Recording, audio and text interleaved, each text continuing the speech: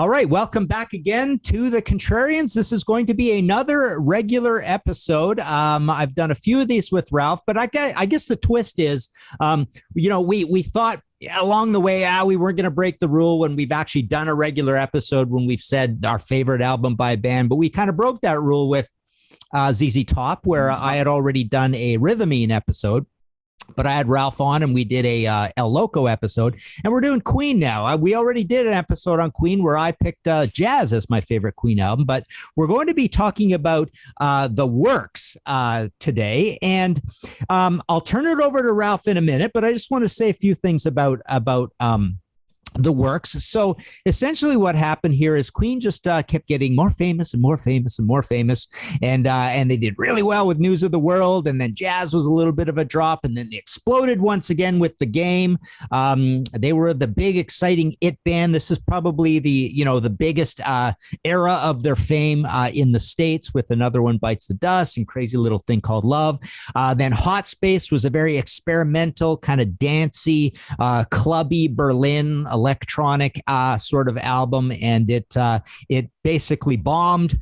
And then they went away. They were reconstituted. There were some solo albums, and then they came back with the works. And February 27th, 1984. So what we get here is a record that kind of does a little bit of everything. It does a little bit of a correction, goes back, brings in a little more guitar, a little less of the shocking sort of dancey stuff that Freddie brought to the band. I would say it's a little closer to The Game and really not very much like anything before The Game. But it's recorded at Musicland in Munich, again with Reinhold Mack, but also at the record plant in LA. But it definitely has a fair bit of a Mack sound. Famously, Roger Taylor said, let's give them the works. So what you do kind of get is a little bit of variety across this record, a little more variety, a little less sort of, like I say, the conceptualness that you got with Hot Space. It's really weird. It only went gold in the US, which seems kind of low, but apparently sales were more like around 6 million worldwide. Gold in the US is 500,000 copies, but it actually sold that many copies even just in Germany. So it sold well around the world. I think Britain was 300,000. Canada was 100,000, which would be essentially platinum in Canada. So the States, the States is actually kind of an artificially low number. But, Queen was not, as I mentioned, they had their periods where they were big in the States, but this definitely was a little more of a world album. Significantly, they didn't tour the album in the States, so that's going to curtail your sales as well. Went to number 23 on Billboard. This is the first album where in the States they have the move over from EMI to Elektra to EMI in the States. So that's it. We're at this juncture where they're actually not going to tour very much anymore. Freddie's last show is August 9th. 86 at Nebworth. So this is kind of a winding down of Queen, but it's definitely a winding down in the States. Who we have here as a guest, Ralph. He was part of this book that I did, Queen Album by Album, where I did the series for Motor Books, where it's essentially a Q&A with some experts and as famous people as I could get on every studio album. And I actually got Paul McCartney for this. Probably one of the few interviews in ever where it's somebody interviewing Paul McCartney about Queen. But that's what we did. So he was definitely the most. He's the second most famous person in the book. Ralph is the first biggest star. But Paul McCartney is a close second. He's got pretty good name recognition as well. Let's turn it over to Ralph and find out why on earth he would pick the works as his favorite Queen album, or maybe cheated a little bit, close to favorite Queen album. Take it away, Ralph. Yeah, it is close. I mean, it's tied, I suppose, or just incrementally behind News of the World. Okay. I would say, and Yeah, before I go into this, you interviewing Paul McCartney, I'm rarely envious of people, but that one I must admit, I still bleed a bit green, a bit Spockian on that, although their Balkans aren't jealous. Yeah. Anyway, it's funny you mentioned News of the World, which is where I sort of hopped on the Queen bus, and my brother gave me that album, excuse me, for my 12th birthday. News of the World, and that became my very first album that I ever owned. So Queen meant a lot to me right out of the gate. But then, it's funny. This is the late 70s, and I quickly lost, I wouldn't say interest, but I guess after News of the World was jazz, which didn't really register for me, and then Live Killers, and then it wasn't until the Game that I kind of paid attention. It was hard not to pay attention in this country to that album. Obviously with Crazy Little Thing called Love, and another one, Bites the Dust. And my friend Chris Nicolaitis bought that record, and I still remember sitting in his front room in Etobicoke listening to that album over and over and over. But my interest in Queen reignited, ended almost just as quickly. A lot of more music came out, and next thing you know, I think it's about the spring of '82, maybe.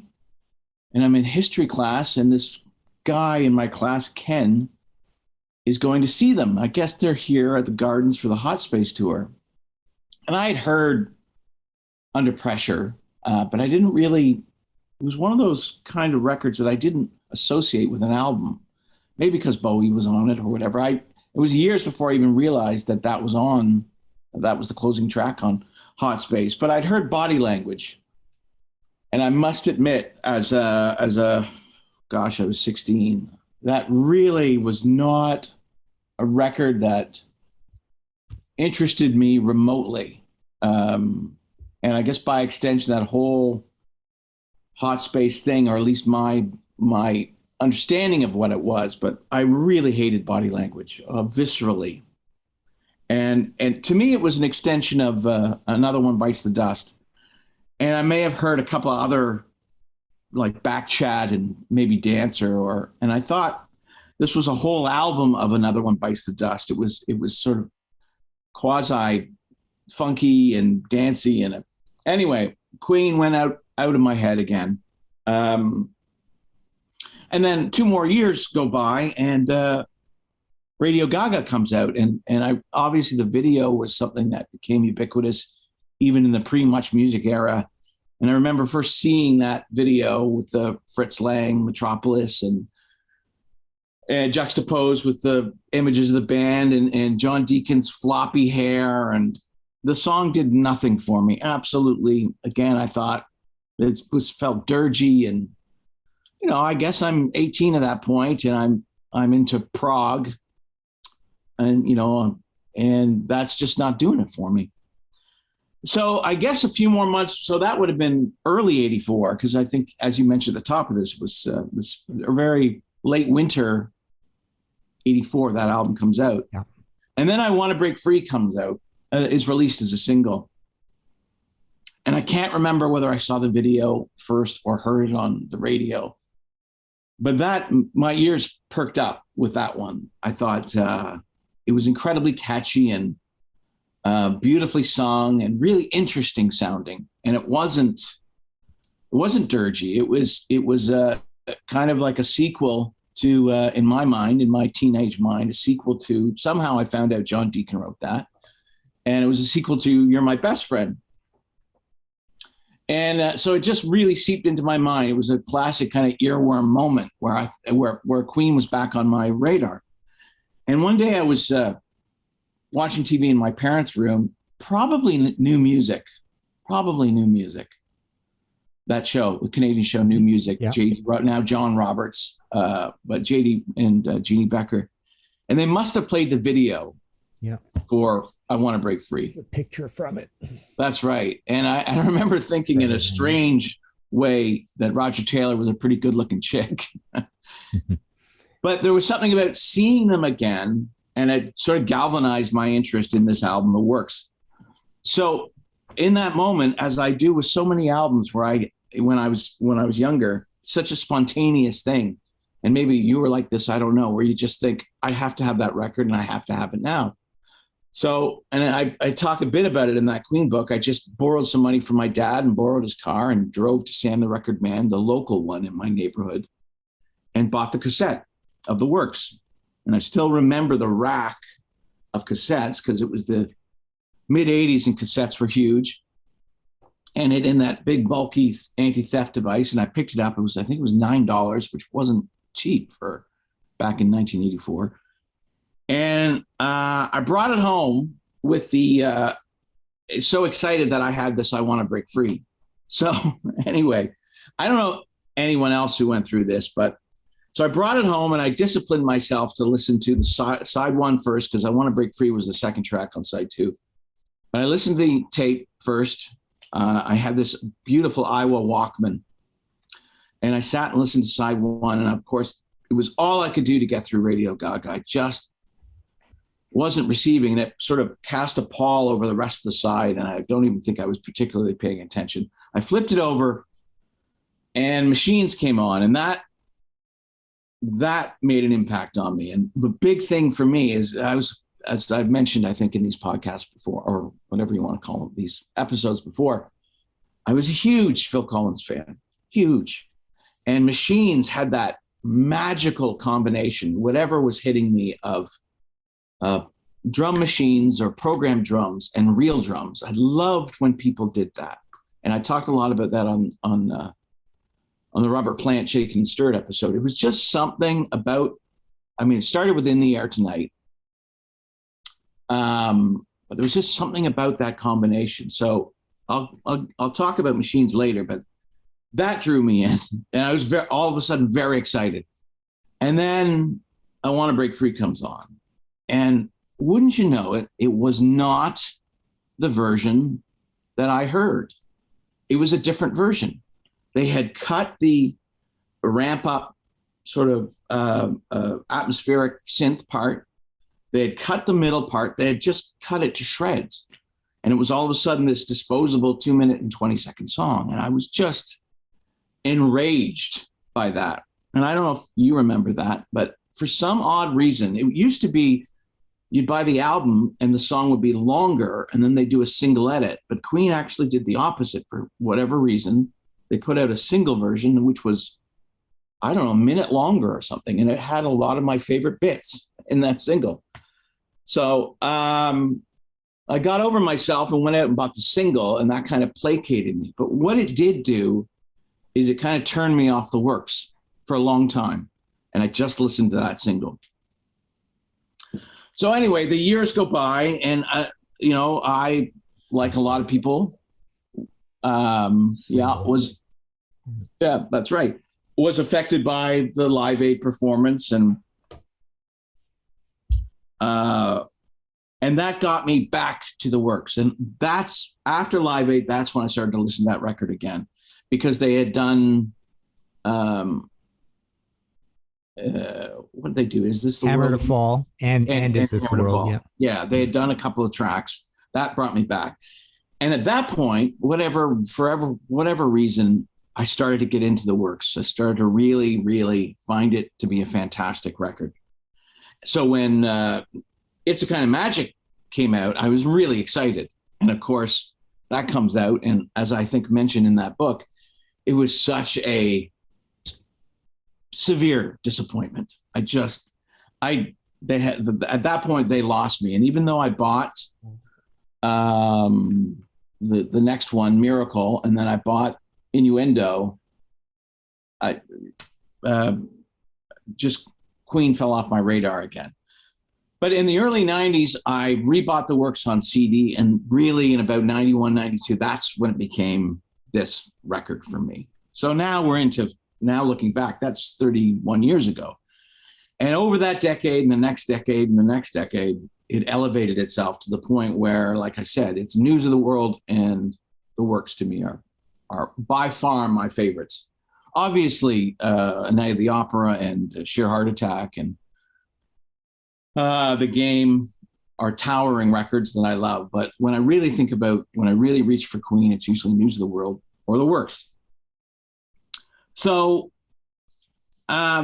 why? Why now do I think The Works is not a contrarian record? Although I can see why it would be that way. Why I think it's still very much an extraordinary record.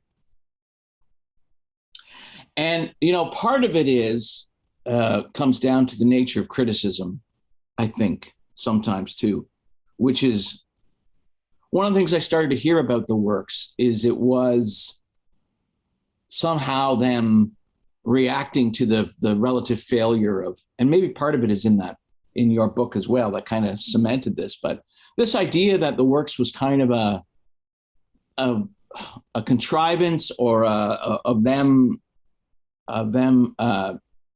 just going back to a formula that they knew they did well or something like that. And the nature of criticism, and that must have happened, I don't know, I didn't really look into the reviews of the record at the time, but I often find with records,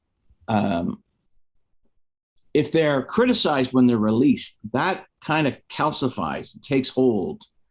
And years will go by and people will only remember that they may think that the opinion they're holding right now is a current one, but a lot of it is rooted to something that happened years ago. And I've never been like that, or I've tried not to be like that. Anyway, so I push back on the idea that The Works is anything other than a really fantastic album, which is actually, it's quite deceptively accomplished and full of ambition and scope, and it's relevant. And to me, often the sign of a great record is, does it still work decades later? I mean, if you think about, it's almost like going back to 1990 and listening to a record from 1960 and being wowed that it's still, because The Works now is what? It's 38 years old. And I can listen to that record. And you know me, Martin, I'm a big lyric guy. And a lot of the lyrics on this record are what we're going through. Again, a lot of these albums that I love so much, part of it is the lyrics affect me now as they did when I was a teenager. And that's quite an accomplishment. As you said at the top of the show, Mac produced it. So, and I've always been, whether he was with ELO or the Game, I always loved his style of production. So it's a beautifully produced and arranged record. And they really started, in my mind, after they left John Anthony and went with Roy Thomas Baker. They were always a band that made fairly good sounding to great sounding records. I think Mike Stone did News of the World, or Queen produced it and Mike Stone engineered it, I think. I know someone's probably, no, but I'm pretty sure that. But I think that's a beautiful sounding record. What's interesting to me about The Works, where obviously the Game and Hot Space dabbled in, mostly in the percussion, I guess you could say, in Roger Taylor kind of broadening his approach to Queen songs in terms of not just playing acoustic drums, but getting into programming and getting into Simmons drums and things like that, and syn drums and etc. But on this album, as I mentioned, when I first heard Machines all those years ago, I find it a very, much like Richie Hayward and Shaken and Stirred and the first three Phil Collins records. Just for that element, this album sucks me in. Just for Roger Taylor's approach to his role in the band from a percussion point of view.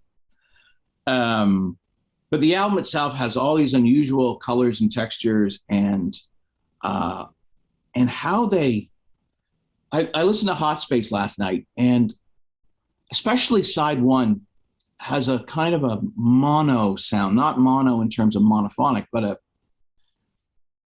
it's almost like they have a sound they're going for the record, and they stick pretty close to it, especially on side one.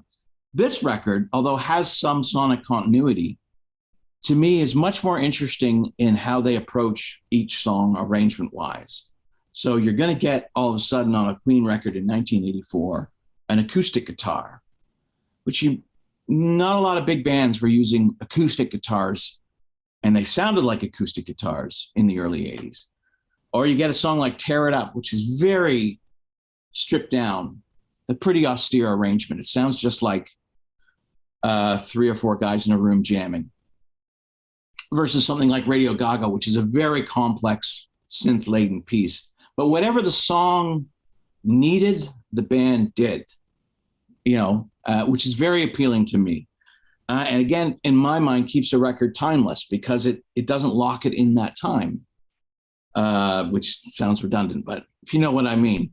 Variety is the spice of life. And I think more than any other album in the Queen catalog,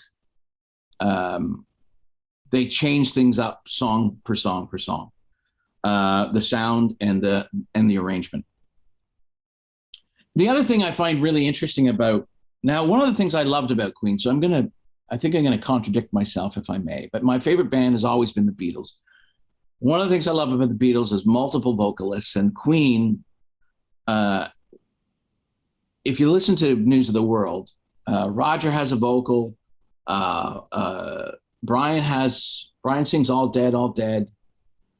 Throughout the Queen catalog, they always gave, or for whatever reason, the band politics, that Roger sang a bunch of songs right up to the game. Not a bunch, but he sang, was it Coming Soon? Anyway, he's definitely got a lead vocal on there, and Brian's got a lead vocal on Sail Away, Sweet Sister. Even on Hot Space, which is largely Freddie, you have the Bowie, and on, I think it's Action This Day, Roger has a quite prominent. So with the Works, and I love that about Queen, but on the other hand, the thing I love about the Works is that it seems like a band who's finally decided that Freddie's their guy. He dominates the album vocally and puts his personality in each song. I don't know whether Roger, because he started to, he'd done a solo record and he had another one coming out, and Brian had done the Starfleet project, whether they thought, and I'm always fascinated by these questions in my head, but whether they thought, okay, we don't need to do vocals anymore, we're going to just let Freddie do it. But it gives it a sonic continuity that hadn't existed in a Queen album before, which enticed me. It allowed Freddie to take on roles that normally Brian might have. I could hear Brian singing, Is This the World We Created? I could hear certainly Roger singing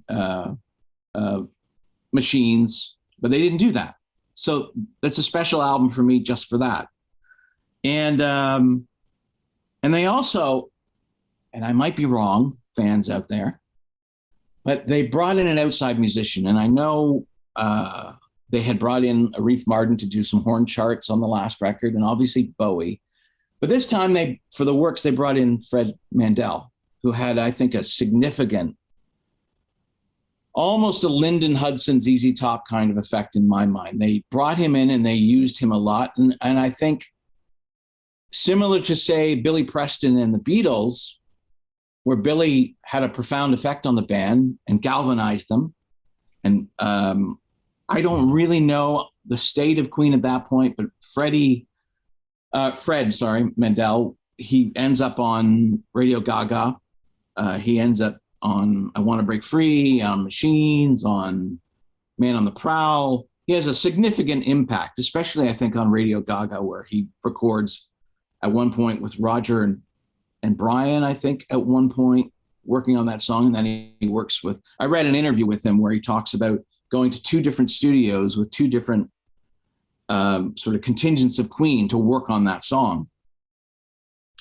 And I think that was a great thing. I think what Mandel added to the album was unique and new, and whatever superlative you want to attach, I responded to it.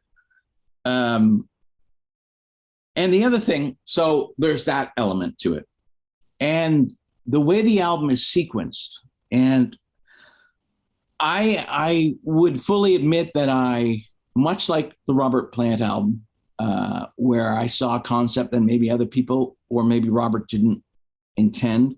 I won't necessarily say the Works was a concept record, but it had the way it was sequenced, how it started, both sides started with these dense electronic pieces, both of them in their own way talking about modernity in very different ways, but both sides of the record end in traditional ways. Man on the Prowl ends side one, which is rockabilly kind of piano-driven number, and side two ends with "Is This the World We Created," which is obviously this very sparse acoustic number. So I love the arcs of both those sides, and when records do that, they keep drawing me back. And there's this wonderful journey in between that while even The Game, an album I love, seemed largely song-based as opposed to thematic-based, this one had, like, I felt the wheels were turning, much like the artwork of the gears, the wheels were turning.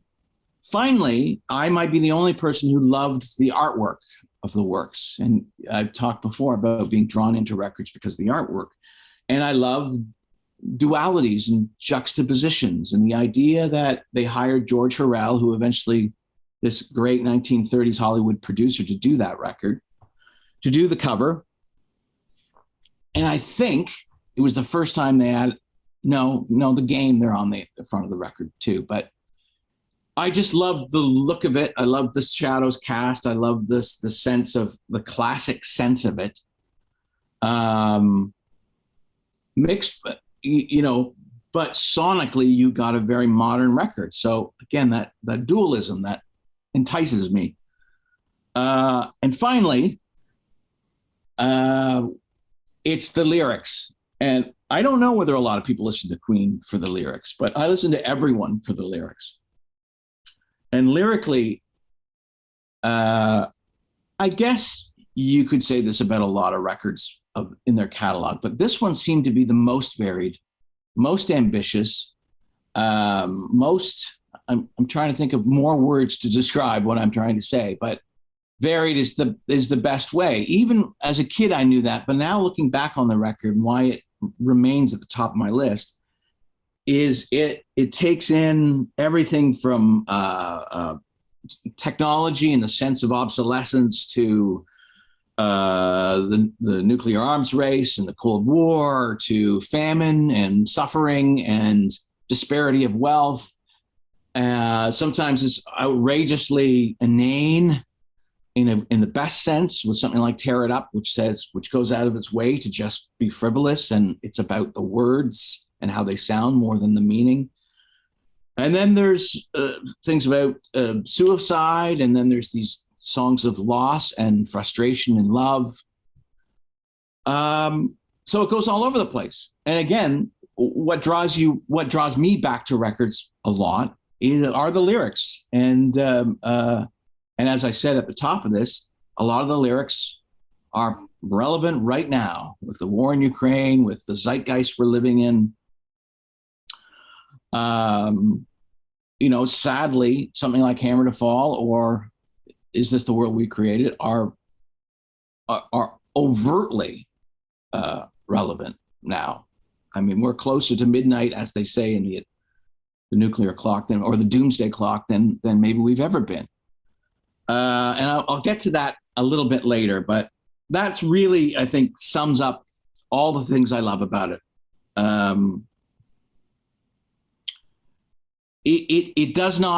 The works does not present a band stuck in any kind of rut, or to me, it's a completely revitalized outfit who acknowledges what they do so well, which is variety, which is why Queen are, in my mind, one of the greatest bands, up there in that pantheon with the Beatles.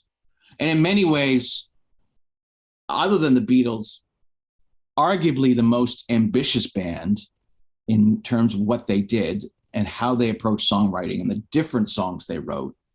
I'm sometimes hard-pressed to think of another band who did so many different things effortlessly and well. And this, to me, is a classic.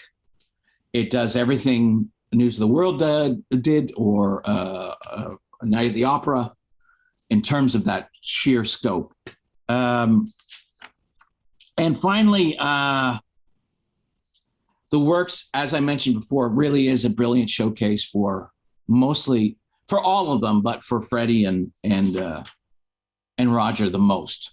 So that sums up why I love the record, but it's the songs within that I'll go through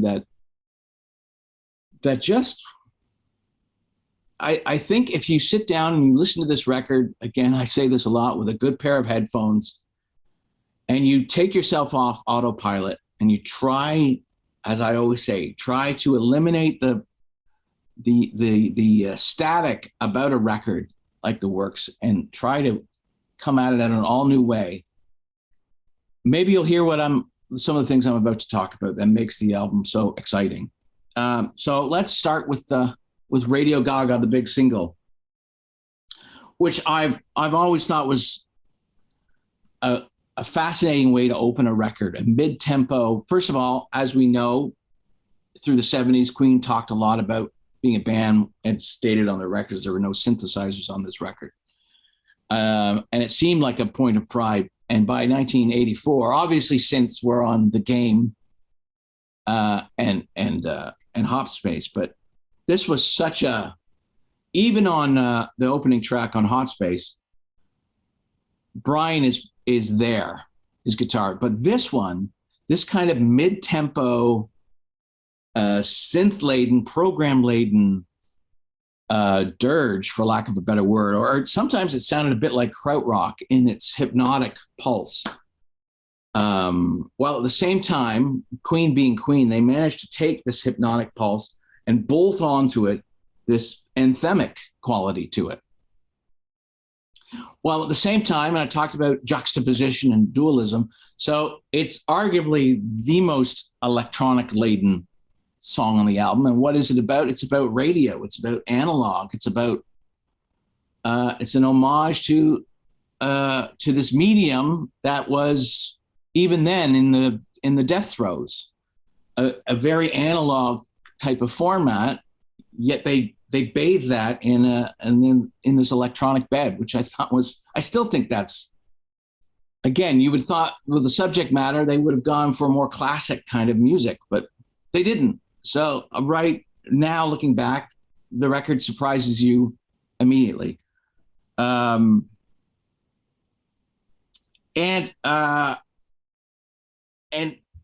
when I was listening to the record last night, and I've said this before, and maybe other people are, or I'm sure other people are, I'm fascinated by sequencing. And that, to me, anytime I interview someone, I'm fortunate enough to interview either a musician or an artist, I always ask them about how they put the record, how they decided. And unfortunately, and maybe I'll later tell the story, I have met one member of Queen, which was Roger Taylor, but I don't know if I ever told you that story, but it was not a good meeting. And that also tainted me. This was in 1987, tainted me because he was a very unpleasant man. Roger was. But nonetheless, and I wasn't able to ask him about the sequencing of Works because it all went by and he, in a split second kind of thing, as he chewed me out for standing near his silver Aston Martin. But as we move to Tear It Up, really, you could look at that song and think, why isn't that the opening track? You know, how it, right off the bat, Freddie says, are you ready? Well, are you ready? You know, tear it up. It seems like that would be the obvious choice to open the record. But they didn't do that. Instead, they go for this 5.5 minute long piece. And I thought, that's a band who's not searching for, I don't know what they're searching for, but they're not searching for cliche. And even though Tear It Up is filled with cliches, it works so beautifully as a second song because it blows the listener out of this sort of torpor or like I said, the Radio Gaga's kind of got a hypnotic quality to it, even with its anthemic conceits. Tear It Up just literally tears that out of you and puts you into this new kind of thing. And I just find that a bold and, like, again, a really interesting original choice of inverting the tradition of the first two tracks.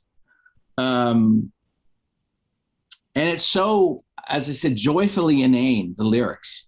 And I want And the other thing, of course, is that not only lyrically is it a sharp contrast and rhythmically, but arrangement-wise, it goes from, again, at the risk of repeating myself, this thick synth tune into pretty honest, straight-ahead, riffy rock and roll.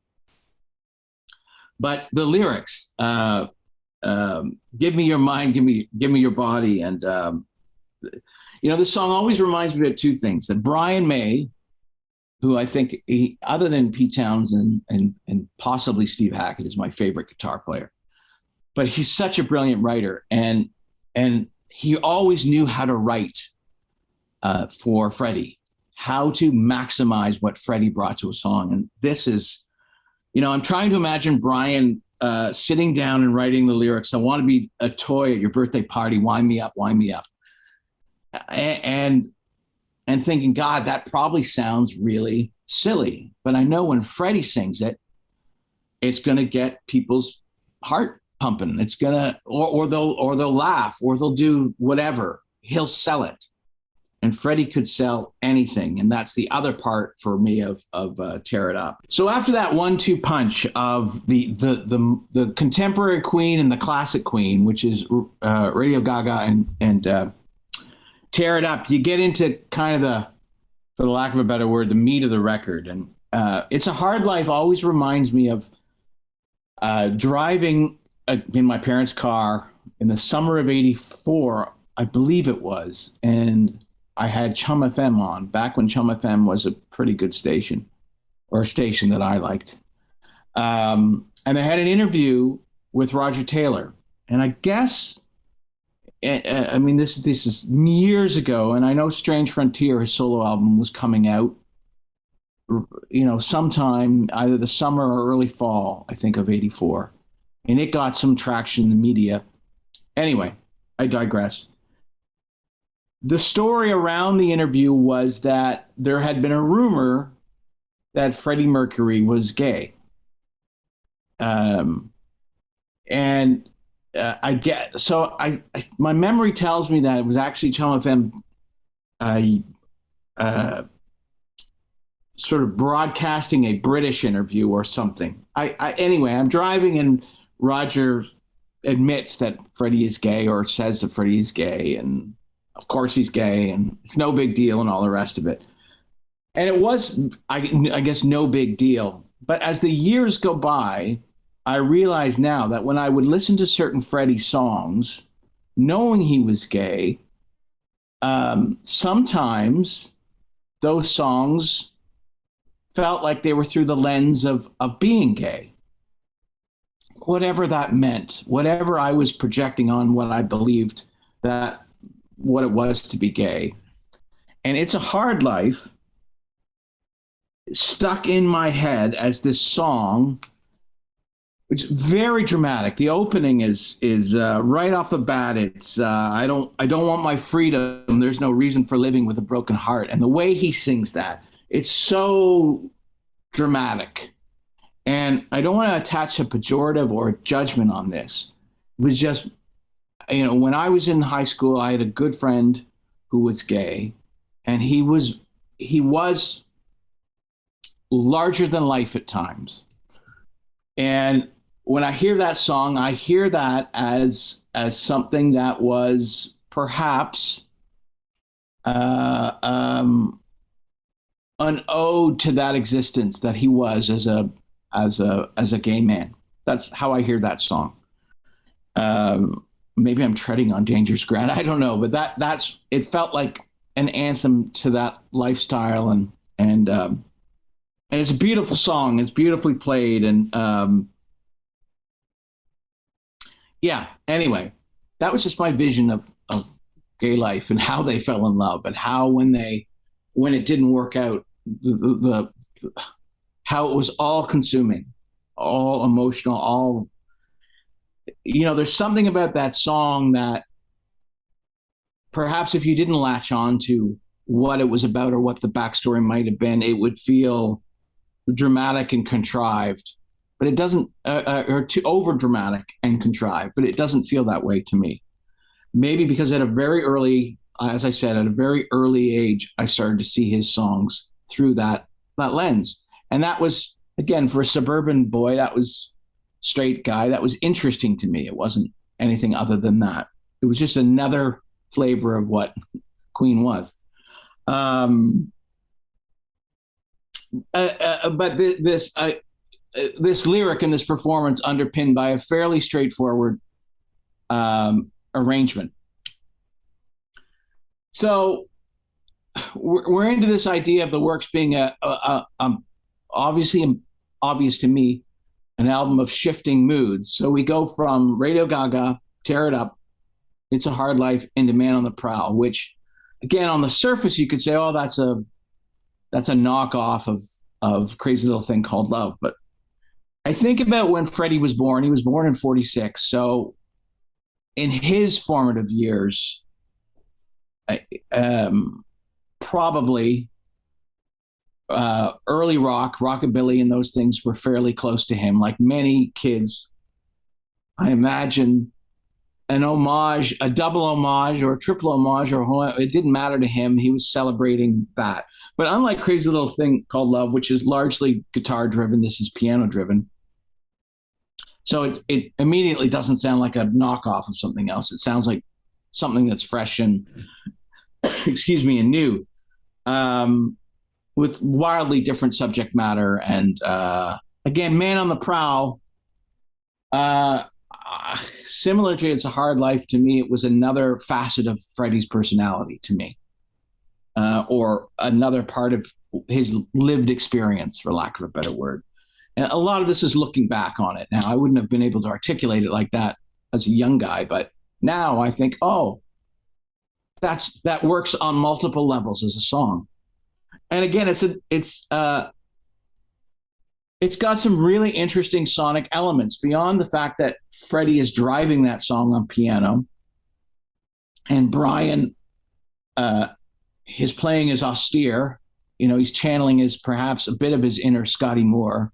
That's the thing about this album, is a chameleon-like album, and Brian is a chameleon-like guitarist to me. He was capable of so many different styles and sounds, and is a fearless player.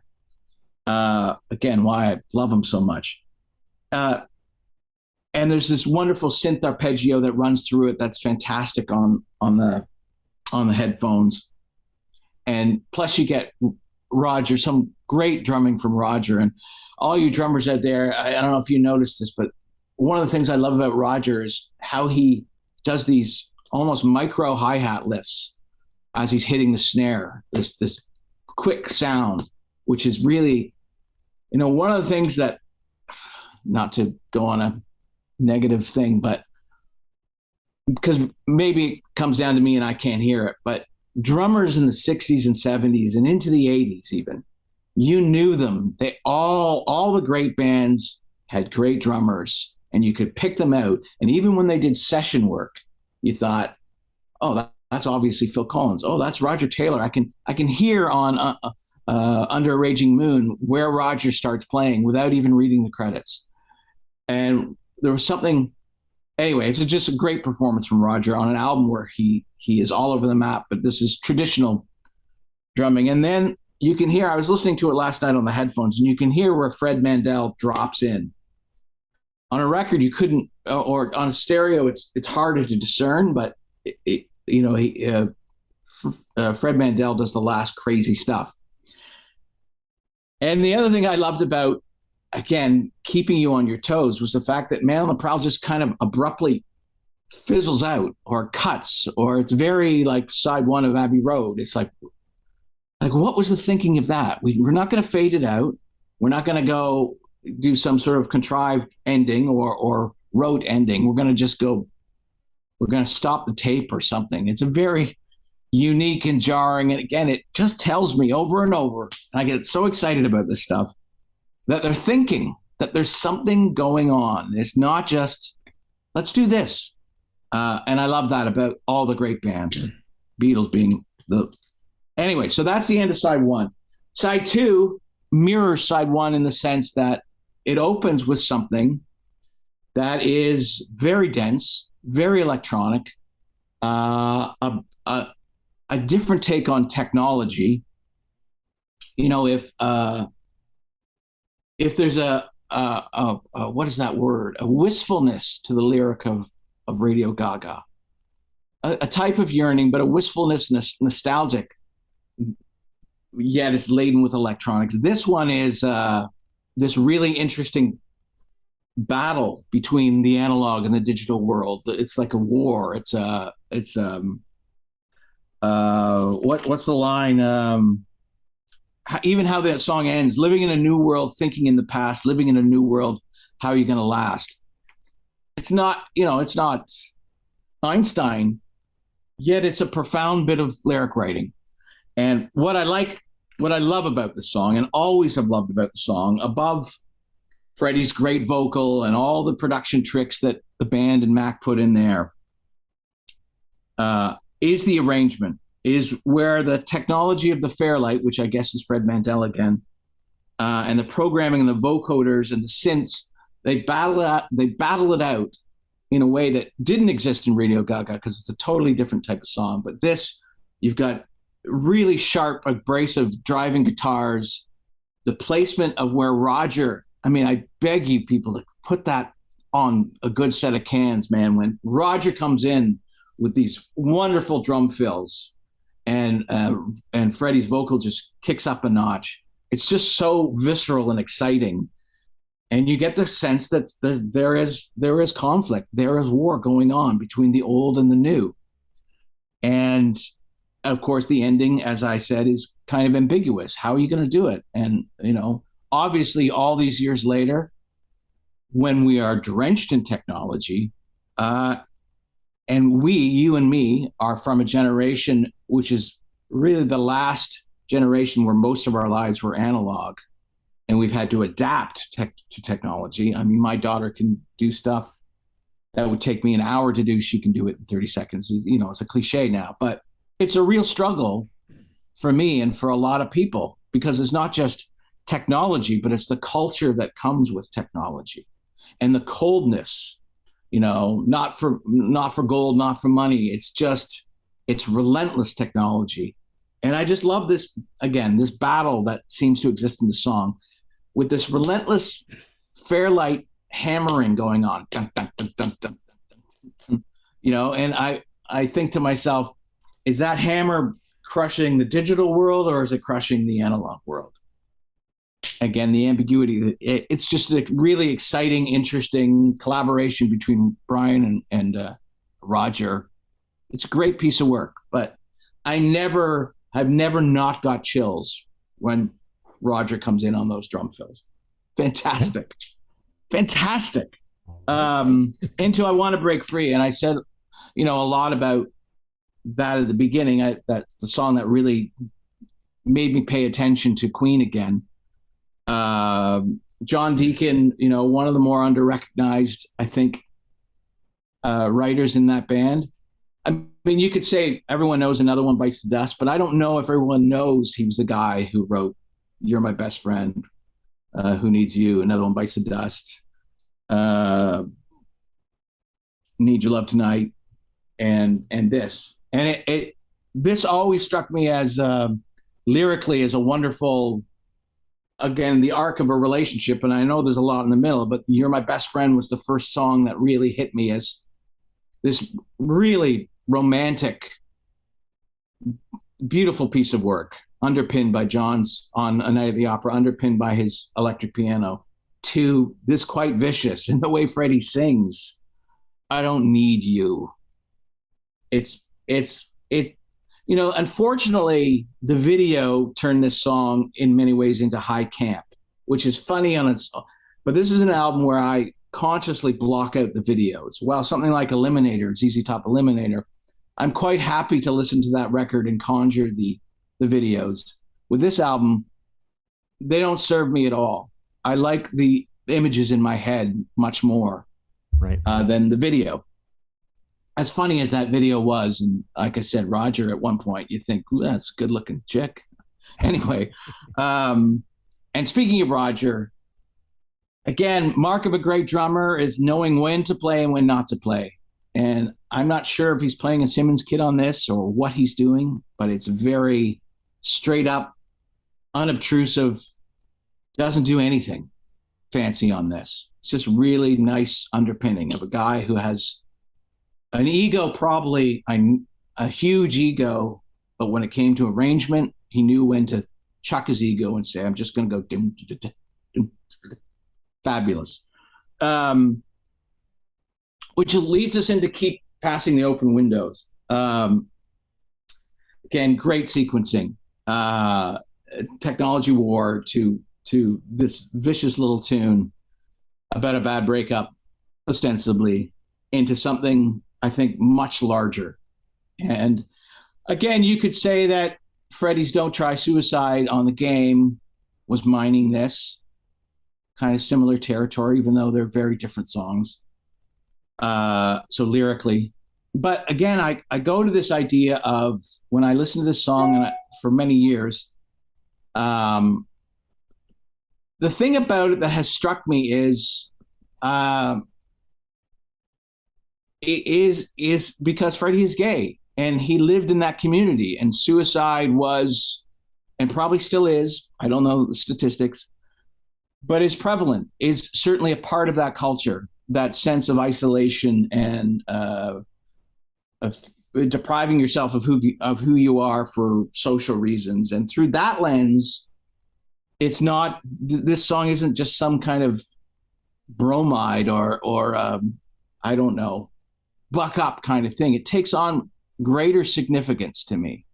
Remember, it's linked, Ralph, to Hotel New Hampshire, right? John Irving's thing. They were going to do the soundtrack album to it, which is an incredible book and movie.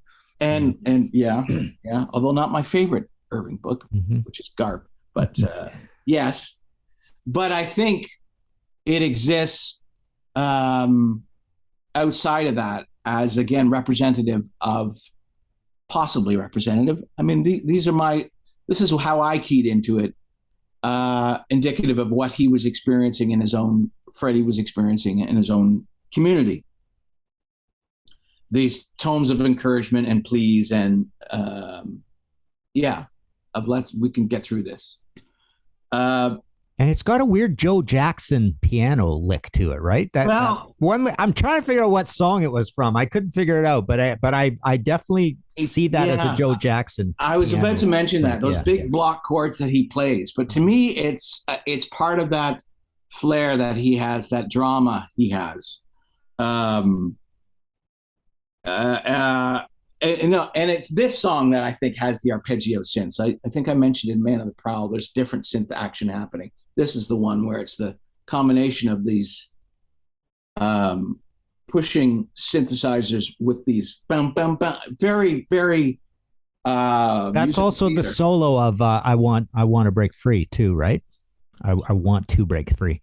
I guess, but it's kind of the thing about the solo and I Want to Break Free that I thought was interesting was again Fred Mandel.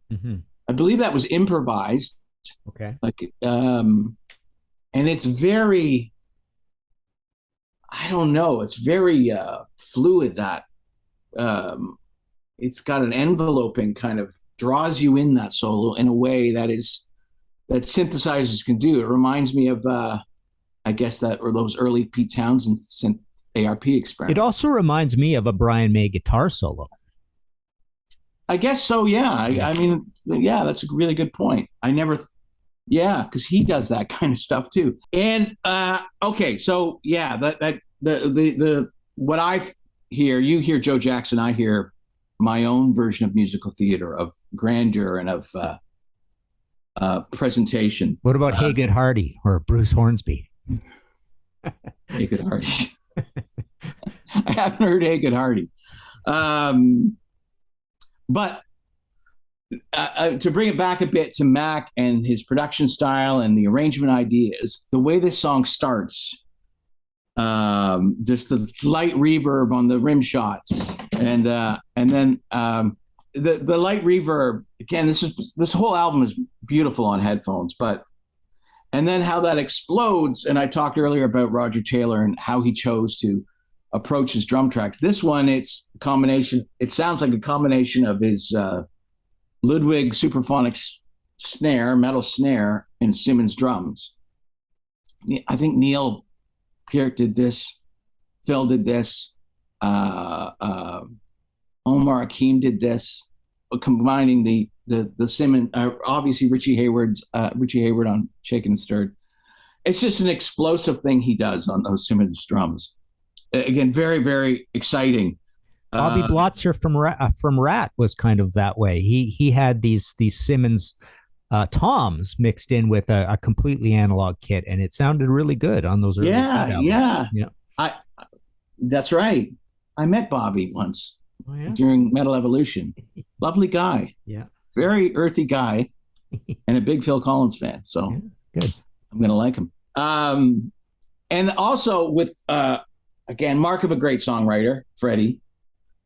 The beginning of that song, the intro, is then used again as kind of a bridge to the song, melodically, which I just think is just clever songwriting, great songwriting.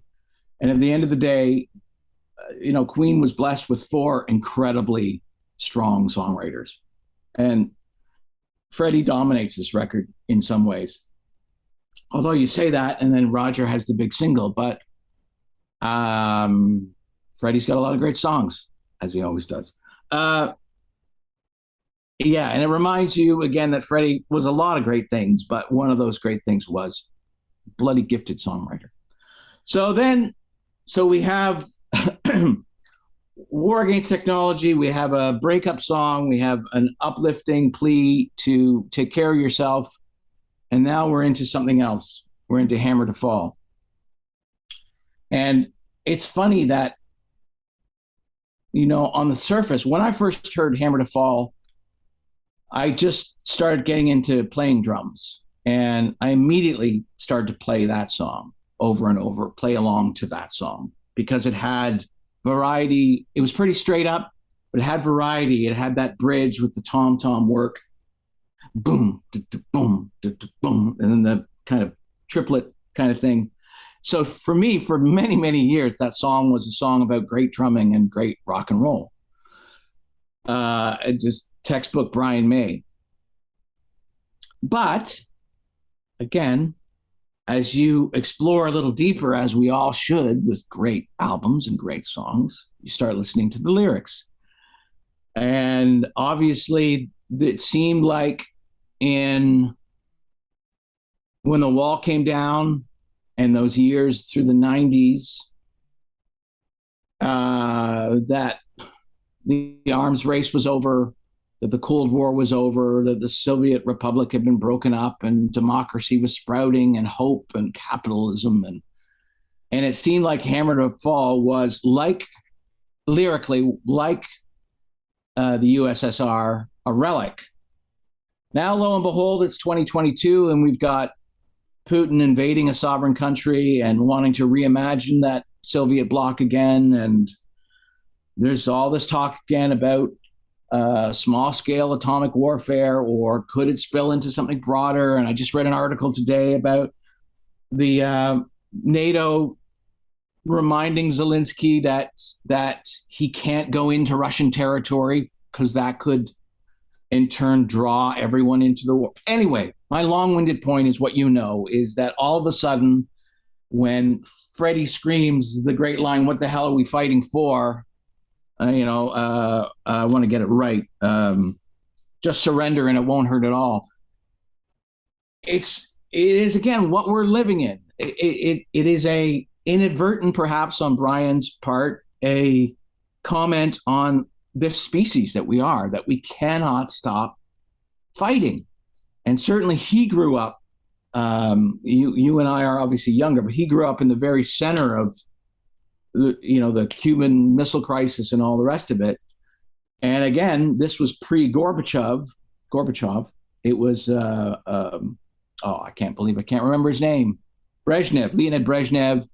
This is in the shadow of not just the Russians invading Afghanistan, but the Falkland War, and just this, again, never-ending sense of, and at that point, back in '84, Ultravox had done Dancing with Tears in My Eyes, and later a year later, Mike and the Mechanics had done Silent Running.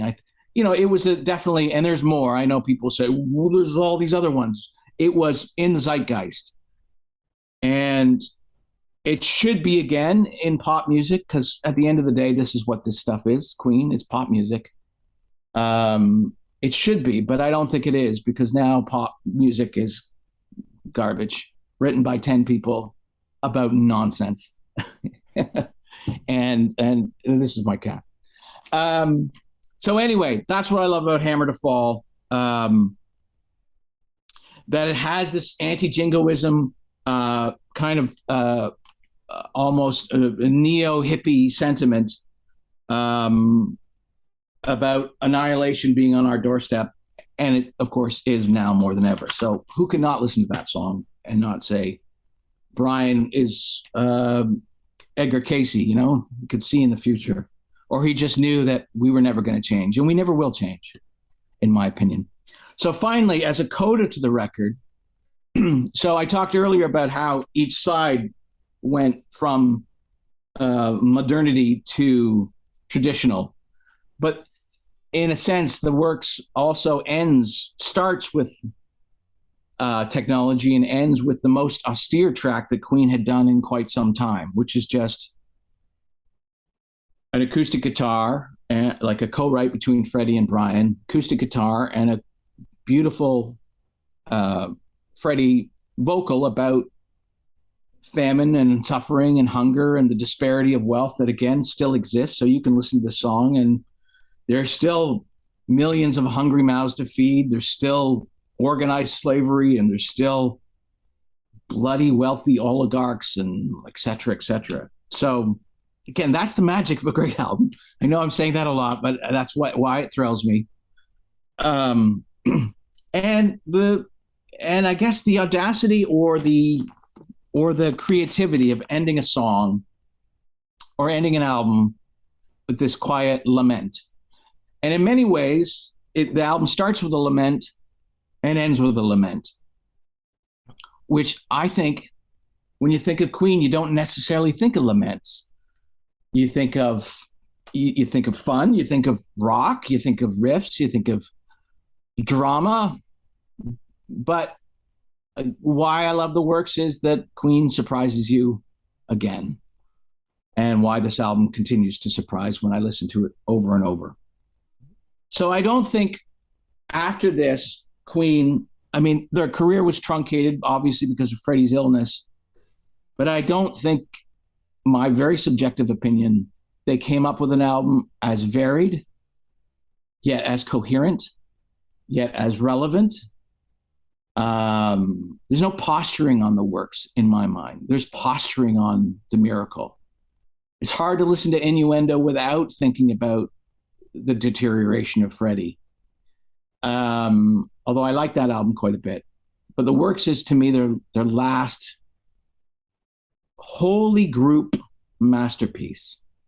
I really believe it is a masterpiece, especially if, again, you can divorce yourself from everything that's been said about it, written about it, and you can divorce yourself from the videos and all those, and Live Aid, which was, just as a side note, Live Aid, when Freddie and Brian wrote that song, I don't know where we were, but I think a lot of people believe, because they performed that at Live Aid, that somehow that song, Is This the World We Created, was somehow a Live Aid song. Mm-hmm. But it wasn't. And it just shows you how prescient they were as writers, and how socially aware they were, and globally aware they were.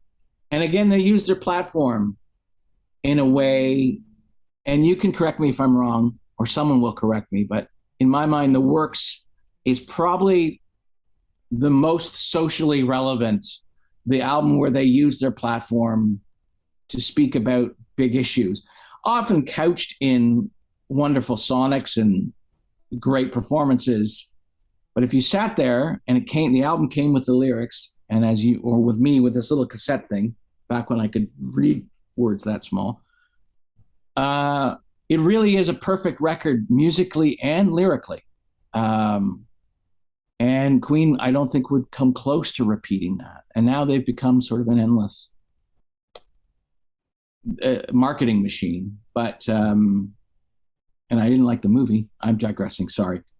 The Works is just the work of easily one of the greatest bands in my mind ever. Yeah. Yeah, I agree with you that they're one of the greatest bands ever. In fact, I've often said that I would even put, I mean, this obviously doesn't make a lot of sense to most people, but I would say Queen during the 70s and Judas Priest during the 70s was the greatest run of musical genius of anybody. And I would even put both of those above the Beatles, but I would put the Beatles very close. I would say those three. I know the Priest one is a little bit strange, but in the metal world, things like Sad Wings, Sin After Sin, Stained Class is considered very Mensa mad music making, basically. Yeah, great records. Now for this record, I mean, I am not a huge fan of the record. I mean, I like it. I would say out of all of these later ones, I feel Innuendo is my favorite, but I also really get annoyed when people just praise Innuendo to the hilt. Like, I think it's very overrated, actually, that record. But it is probably my favorite of this era. I mean, I'll just mention a few things that maybe weren't mentioned along the way here. I've got a couple notes on the album, and I guess my opinion is going to come out on it here. But Radio Gaga on Spotify, 414 million plays. It's an absolutely huge song. And I like it quite a bit. Tear It Up. Tear It Up is really a lot like Billy Squier, The Stroke. That we go back to the Don't Say No album of 1981, which was 3 times platinum, produced by Mac, and then even Emotions in Motion was double platinum, and it's very Stroke like. I think that's as close to The Stroke as Man on the Prowl is to Crazy Little Thing Called Love. It's a Hard Life. Back to my disagreement with you on Babe having a maudlin or treacly melody. I really do not like that chorus. I just find it completely maudlin. I'm annoyed by the title of Machine, brackets, Back to Humans. I never like those sorts of things. And even more annoyed by, is this the world we created? ... question mark. It's not a place for an ellipsis, right? But I would say my favorite songs on this record are Radio Gaga, Tear It Up, I Want to Break Free. I think is an absolutely great anthemic, really cool song. It's got a bit of a flamenco vibe to it, right? I would say as well. That's a word we haven't really used for that. Not a big Keep Passing the Open Windows fan. Now, Hammer to Fall is this thing that bothers me. And back to comparing Queen with Priest again, I feel like anything heavy that Brian did after jazz, he's now just a mere mortal. It's sounding a lot more like, I've often just tossed out the words Bad Company. It's now just kind of blocks of blues boom derived power chording with a little bit of craziness here and there. There's that heavy one on Flash. There's a few other little flashes of brilliance. I can't remember the name of the song, but there's one on this record that's back a little bit to what the heck would it be? Is it the first track? No one. So One Vision is again Bad Company, but it's the other one. Wow, I think it's Princes of the Universe, right? But that's the thing that bothered me, and the same thing with Priest. I mean, once you get to British Steel, they're mere mortals again. It's not they're not musical geniuses. They're just and so that's the funny thing about Brian. It was still there with the guitar solos, but it wasn't there with the riffs anymore. The last time we got the really cool complication out of him, perfect example would be Let Me Entertain You on jazz, and not so much on News of the World, but on every album previous to that, there was a lot of pretty complicated heaviness, right? But yeah, that all stopped with jazz. So to me, they're two different bands. Actually, come to think of it, after jazz, I would say Hot Space is probably my favorite of the post jazz album. So I would probably go Hot Space, Innuendo, and then this album. Wow. And I'm not a big fan of Is This the World We Create? I hate to say this, but Oh, I can't talk about blocking out things, right? So you talked about the gay aspect, right? When I think of Freddie, I think of the massive parties and the materialistic aspect, right? So, and when I think of Queen generally, I think of big egos and big parties and what you said about Roger. So I can't really associate this high level of sincerity of a song like that or a Hammer to Fall even. A little more so Hammer to Fall I'm a little better with, but only because it's Brian and not because it's Freddie. Because when I think of Freddie, I just think of him padding around that massive mansion, right? And this stuff just doesn't ring true to me. And the other thing about him, he was not a big thinker. He was a partier, right? He was a partier. He was the gay lifestyle, the materialism, the huge rock star. It just never rang true to me when we get to these kinds of lyrics or these sentiments that we ascribe to him. I just see him padding around in a housecoat in a big mansion, right? Right. That's my problem. Right. Let me just jump in before someone says that you beat me on a technical TKO. As I mentioned many times, I think through this idea of duality, and I think Freddie was those things that you mentioned. I think there were elements in that, but I also think he was a complex human being, capable of holding two ideas separate, very distinct concerns in his head: a concern to party and have fun, and a concern about injustice and suffering. And it's through that lens. It's kind of like the John Lennon Imagine. People like, oh, big millionaire. Of course, it's fine for him.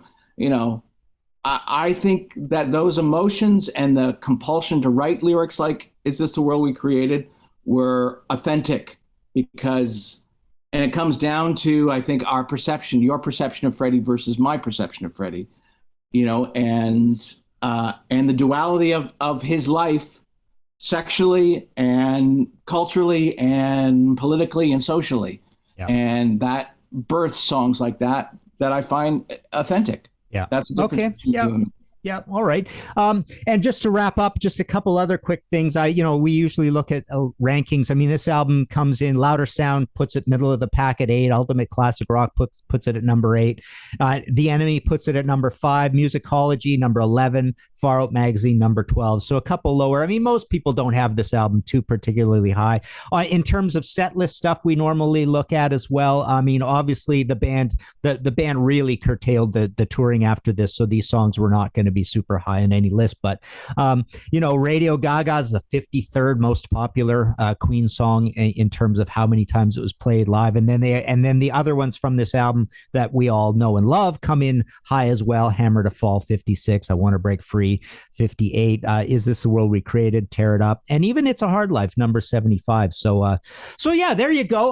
Let's wrap it up here because we are almost out of time for our second 40 minutes of Zoom here. Quickly again, It's a Hard Life. I challenge you to listen to that song from a different point of view, from Freddie's point of view. And I don't know. Yeah. Again, with Babe and Styx, I listened through that song through the lens of a husband gifting his wife, which I don't find it treacly or I love a million Queen ballads. I mean, some of my favorite Queen songs are the mellow ones, but not this one. But anyways, there we go. Let's wrap up. Let us know what you guys think in the comments below. We've got a Patreon situation as well. And there's some merch, and we've got panels we've got set up with the Patreon people. So there you go. Queen the works. We will have Ralph back again, but for myself and Ralph, thank you very much, and talk to you again later. Auf Wiedersehen.